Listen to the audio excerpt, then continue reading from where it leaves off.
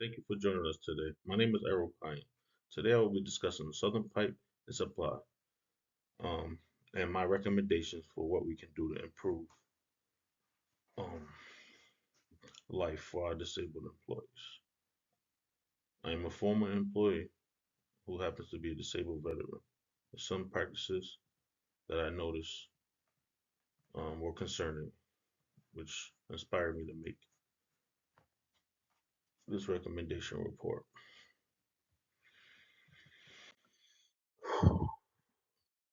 So today I'll be discussing Southern Pipe's employee racial demographics, my recommendations, what they can do to fix that, diversity issues that they are known for having, benefits to the organization, and I will be providing a timeline and costs associated with these recommendations.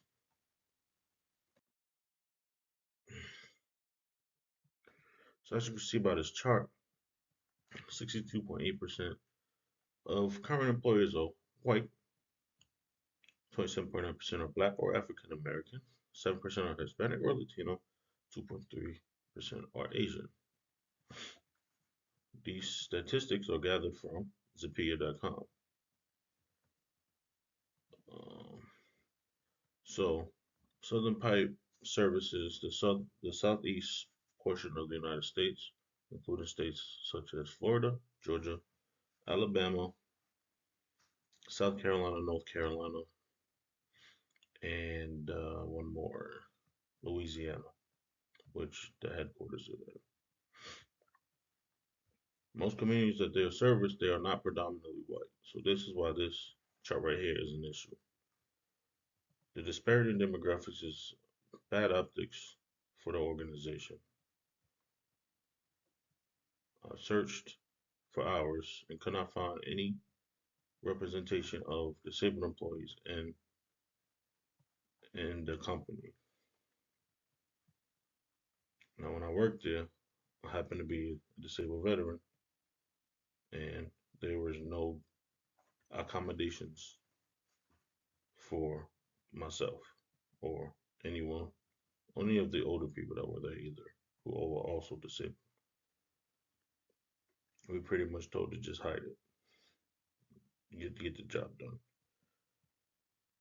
Um, I know there's a lot of former employees who leave negative remarks about the same diversity issues they have there when it comes to white and black,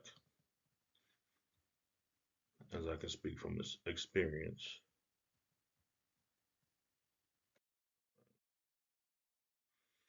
So my recommendations for the company is to create accessible job postings. To further expound on that, we can mention that there are accommodations for disabilities once we are actually implementing them. So a disabled, my recommendation would to enforce this recommendation is to hire about 500, not 550 disabled workers within the next 3 months to better our diversity issues. We need better record keeping of our demographics since there's no record of disabled employees in the company. And we can get a higher budget for disability accommodations, which isn't going to be much, but anything is higher than zero.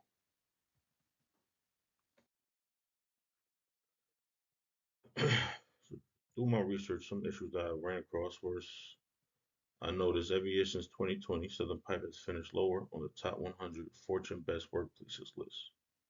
Now, the fact that they're on the list is a great thing, but you can see a decline if they go lower and lower every year. There's no record of number of disabled employees in the company, as I mentioned before.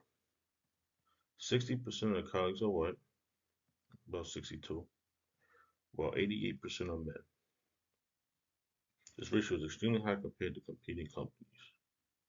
From what I gathered in my research, the average is about a little less than 50% as opposed to 62%. There a record of former employee discrimination lawsuits when it comes to hiring African American and disabled employees.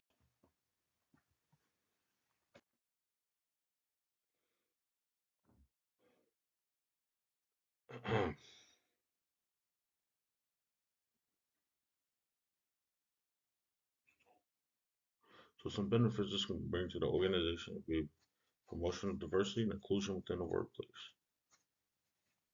Speaking from experience, when you don't feel included, um, work can be hindered. It fosters a positive environment for all colleagues, bring unique perspectives and insights to the organization, and increase financial independence, improve quality of life, and reduce reliance on government support programs. So all of that is a win-win for the community.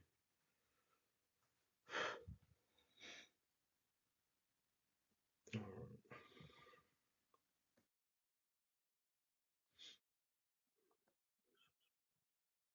so here's the timeline and costs associated.